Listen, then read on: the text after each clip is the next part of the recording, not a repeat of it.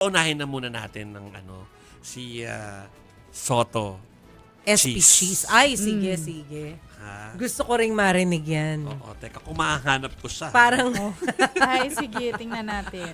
parang kumain. Kumahanap ko siya. Okay. Sabi kasi, Ayan. Hindi, actually, hindi na po. In all fairness, they're very, they're proper. Wala naman nangyari. Actually, aaminin ko na kanina, pinalive ko po yung session ng Senate sa One News. Yung pagbubukas, ang alas 3. Oo. Kasi sabi ko baka, kung kahapon, naglabas na ng mga press release eh. Si SP Cheese at saka si former Senate President Tito Soto, no? Tukol doon sa, kasi parang may kinakapihan daw si Senator Soto, na parang pininiwalag niya, hindi totoo yun. Diba? So parang gano'n. So in-expect ko, baka mamaya magkaroon ng baka tumayo sila sa podium at magsalita. Pero hindi po nangyari eh. Okay? So ganito ha, ang sinabi po ni Senator Tito Soto, pabor siya doon sa pag-amyenda ng konstitusyon sakaling tuluyang ibasura po ng Korte Suprema ang impeachment case laban kay Vice President Sara Duterte. Yan ay sa panayam niya sa Philippine Star. Ano ba sinabi niya, Chiki? Ayan, sa quote card.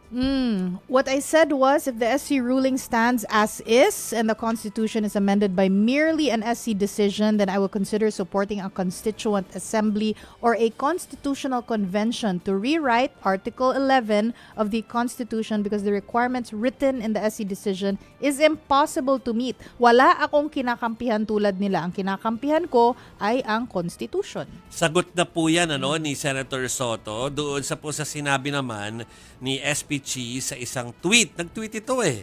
Sabi ni SP Cheese easy lang po. Kinakampihan lang nga po ninyo ang impeachment ng HOR ni Speaker Martin maski sabi ng SC unconstitutional ito. Ngayon naman po kinakampihan na din ninyo ang chacha ng HOR ni Speaker Romualdez. So ini-impute niya na lahat ng sinasabi sa lower house ay kinakampihan ni former SP Soto. No? Pero hindi, pinaliwanag na nga po ni Senator Soto na hindi. Hindi siya kumakampi sa baba. Yan. So pero yun nga po, wala pong update dyan dahil hindi po sila nagkaroon ng balitaktakan sa floor kanina. Walang balik. Wala, pero nakita ko present naman sila pareho, no? Pero ito po kasi po, parang wala silang oras doon. Aside from nag-decide sila about yung ang inuna nila talaga kanina ito ko doon sa budget ay gagawin lang transparent na. Mamaya na yun. So yun ang pinag-aksayahan nila ng panahon. Hindi ba aksaya? Pinagtuunan nila ng pansin kanina.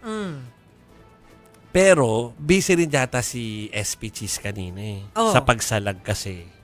Doon po sa mga lumabas kagabi. Sinare ko sa inyo, di ba?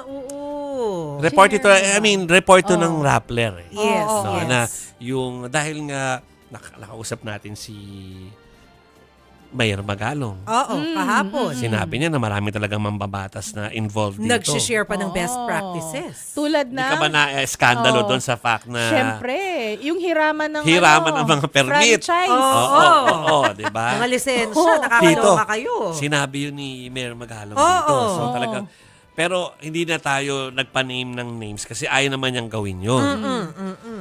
Biglang pagkataas ng programa natin, may report ang Rappler.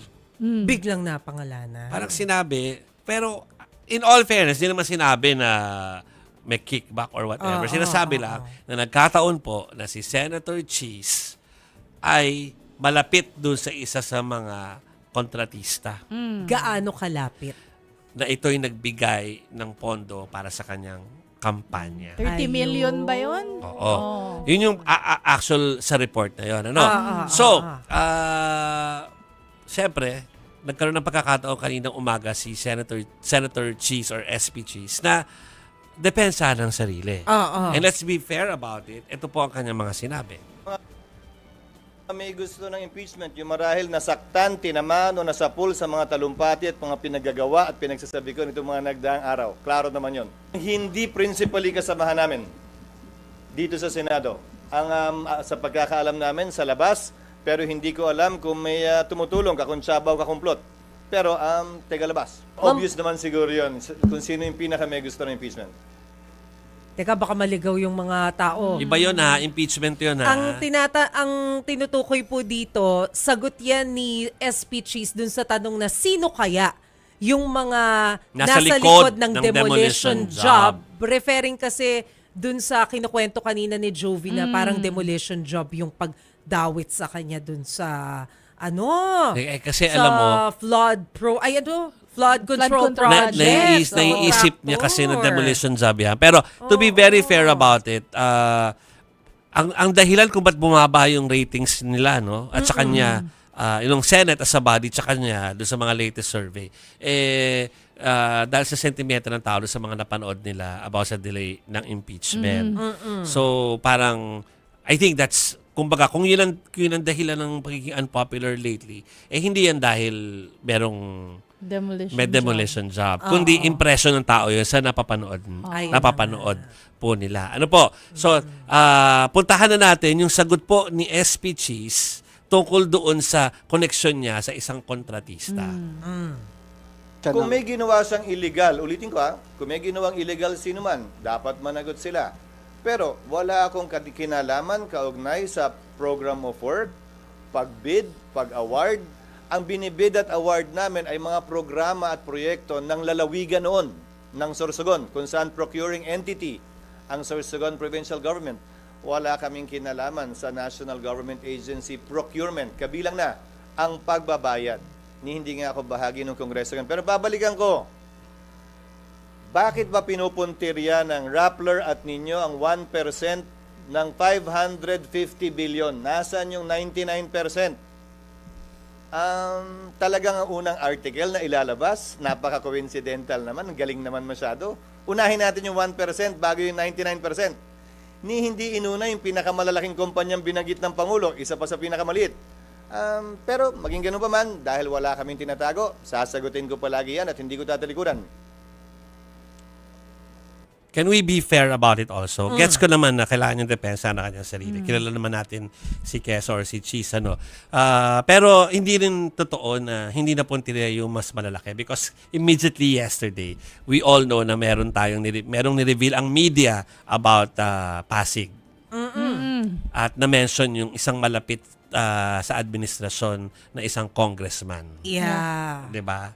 Na meron ding malaki rin yung sinasabing exposure doon sa flood control contracts na yan, ano. So to be fair, hindi totoo na pinuntirya na siya lang. Ito ay meron pang ibang mga ano yan. At as we speak, tinatrabaho na po ng mga investigative journalists yung tungkol dyan sa kung sino-sino yung mga kumpanya na yan at sino yung mga link nila. Kasi tama yung sinasabi po na of course, alam naman natin na ang tulad na sinabi ni Mayor Magalong, yung mga politiko behind it is talagang parang dapat, parang yun yung nakakasuka talaga. Diba? Pero, if you go and chase the contract holders, or yung mga may permit na yan, sila na yung magsisqueal kung Baka sino yung ma-pressure mga yun. pa sila. Oo. So, it's a strategy. Para sa mag-squeal. No? Tama. So, naku, mga kapatid, basta yun po, hindi Mabusisi po totoo. yun 15, tapos parang i-check kasi, ang sabi ng Malacanang, i-check isa-isa kung yung kina-i-involvan ba nila na project ay number 1, existing, Yeah. meaning hindi siya ghost project. Tapos number 2, operational. At number 3, kung effective, gumagana ba. Oo. So, pagka na-imbestigahan na yun, magsa-site inspection daw.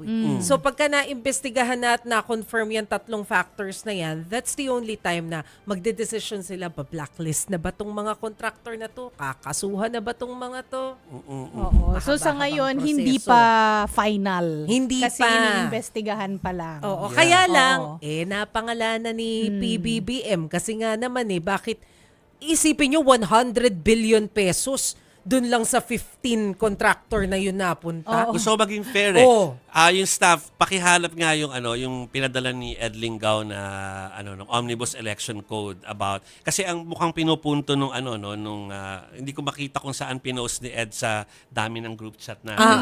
Pero kasi yung implication na kung kaya hindi naman napunteriya kung bakit na mention yung link ni Cheese, it's because of yung link na yung kumpanya na yon at yung mga taong yon gave contributions to him. Actually, sa pwede kampanya naman, niya. campaign. pwede rin siyang i-check dun sa SOSE. Di ba yung Statement of Contributions and Expenditure na isinusumite ng kandidato sa COMELEC. Makikita natin dun kung sino bang nag-donate nung Yes, election. Tsaka inamin naman din niya kanina Inamin sa niya. press con niya. 30 million sabi niya, yes. Nag-donate ng 30 million sa kanya. Kasi dati pa daw tumutulong sa kanya. Taga Sorsogon. Yeah. Okay. So, kung meron ng mga kaaway at tingin ni SP Cheese na galit sa kanya ng mga kapwa politiko niya, mga kapatid, away po nila yan. Laging ganun yung tono nila, na parang sila yung mga tipong pro and anti Duterte o kaya kung sino yung mga sa likod. Hindi po yun. Huwag nyo idamay doon ng media. Ang media, nire-report yan kasi hinahanapan nila ng mga link. So, parang kung ang imputation doon kanina parang part ng distab sa kanya, yung disinformation campaign laban sa kanya, yung media, hindi. Ginagawa yung trabaho ng media, the fact na lumalabas din naman po yung depensa nyo sa inyong sarili sa mainstream media. Okay. Parang ang yun. init nung press con kanina. Mainit. Kahit nanonood lang tayo, nararamdaman ko dito ang init. Mukhang napipikon si SP Cheese kanina. Mukha lang naman. I'm not sure. Mukha. Kaya kaya hindi ko pa tinetext. Usually naiimbita natin dito. Ang tagal na niyang hindi nag-ganon sa atin. Nag-guest sa atin. Kapag malamig na ulo niya. Dami kasing issues Marami. Sige. So, yon. Kasi naalala ko may diskaya kahapon ng Pasig. Lumabas Yes. naman yun Lumabas. At saka lumabas yung pangalan na isa sa mga hinahabol yung isang congressman po na malapit sa administrasyon. Paano kasi yung Diskaya affiliated with top 2 and top 3 nung mga kumpanya na i-present ni Pangulo kahapon? Actually, yun nga yung sinasabi ni Ante Claire kanina. Ano ba? Ano? Sa press briefing na parang kung talagang may hawak daw na ebidensya at impormasyon itong sina Senador Ping Lacson at si Mayor Benjamin Magalong, gayahin na lang si Mayor Vico Soto. Dumiretso na kayo kay Pangulong Marcos, bigyan nyo na yung mga impormasyon, sabihin nyo na kung ano yung nalalaman ninyo, nang sa gayon ay makatulong, makita natin kung ano ba itong mga anomalyang sinasabi sa flood control project. Correct. Mas maganda nga naman. Wala nang suspense. Andyan na agad. Sige, Oo. before natin i-intro yung mga sinabi pang iba, sabihin ko lang na, alam mo yun ang pinaka hindi ko na-appreciate yung kapag pagka nagsasalita na yung mga politiko na parang laging reduced to politicking kung tayo, bakit nagkakagulo sila or whatever. Yeah. Na kaya may mga lumalabas sa GSM kasi parang may kaaway sila whatever. Hindi maganda yun Parang feeling ko it's about accountability tulad na nangyari sa impeachment. Ngayon, nandun na naman tayo sa usapin na bakit daw hindi yung 90% pati yung 1% lang daw yung pinupuna. Aba, lahat yan. Kahit na siguro 0.5% lang ang iyong exposure dyan, iimbestigahan at iimbestigahan. Alam naman makalusot ang porket maliit lang yung napunta sa'yo, maliit lang yung mga kontrata sa lugar na sinasabi. Hindi na. Kung may katiwalian din naman yung 0.5% na yun, ba't hindi yung titignan? Titignan. So it's not about kung gaano kaliit lang yung percent ng lugar na kinasasakupan, kundi kung meron ba dyan dapat tignan. Pero Yun alam lang. mo, nga, may point ka. Parang standard yung answer nung ibang politiko. Di ko naman nilalahat, pero either demolition job, propaganda, Or dahil kaaway ako. diversionary Oo. tactic. Di ba? Mga ganong pinopolitik. Baka maipaliwanag yan ng mas maganda. nga. Saka natin iniimbitahan. Marami pa siyang iniisip sa ngayon. Okay. Ano to? Eto na yun. Eto Ang na. sinasabi ni Yusek Claire Castro kanina kay na Mayor Magalong at kay Senator Ping Lacson na kung talagang meron tayong hawak na datos tungkol dun sa anomalya na sinasabi o yung involvement ng ilang congressmen at ginagawang front, yung flood control projects, abay dumiretso na kayo kay President Marcos. Sabihin nyo na sa kanya, di nyo na kailangang dumaan pa sa sumbong sa pangulo.ph. Yung website kung saan magsusumbong nitong mga corruption sa flood control project. Ito po yung sinabi ni Yuse Castro. Sabi nga po ng Pangulo, ayaw naman po nila tayo, ng palasyo, ayaw naman po natin magkaroon ng witch hunting. Na kahit wala pa pong ebidensya, parang nalaman mo lang, ayun, may anomalya, pero walang ebidensya, mahirap naman po kasi baka yung mga ibang inosente ay madamay. Sinabi po natin kanina, Ayan kahit na malapit sa yun. O, kahit diba? Sabi ni kaibigan, Yuse Castro. wala pong sisinuhin ng Pangulo. Mananagot ang dapat managot. At sa pag-iimbestiga po, hindi naman po kasama mismo ang DPWH. Sila lamang po ang magbibigay, magpo-provide ng mga information, ng mga records. Yan. Kasi okay. DepDev ang mangunguna, hindi Yeah. naman DPWH. Teka, tama ba ako na napanood ko sa'yo kanina? Sinubukan mo bang magreklamo? Ay! Reklamo? Tiningnan ko yung Tinignan mo, website. diba? Oo. Yung sumbong Yung sa sumbong Oo. sa Pangulo.ph. Ano ba, Chinek sumbong? ko, So, in pwede nga. fairness, pwede nga. Okay. Pwede At may, magsumbong. diba dun, tinipe ko, sample lang naman yung ginawa ko kanina, Marikina, tinipe ko. Lumabas nga yung mga project ng Marikina, tapos may nakalagay sa gilid, color red, nakalagay, report. So, pag nakita mo na yun yung project na yun, kiklik mo yung report. So, kinlik ko rin yung report. Pero, so syempre, pwede. wala na akong Wala, pinasok oo. na detalye kasi wala naman akong Subok lang i-complain naman. pa. Ano siya? Sinubukan ko lang. Sumbong sa Aba- Pangulo o isumbong? Sumbong, walang ay. Sumbong sa Sumbong lang. Pangulo. Sumbong Chiki, sa Pangulo. taga-BGC kami, susumbong ka ba?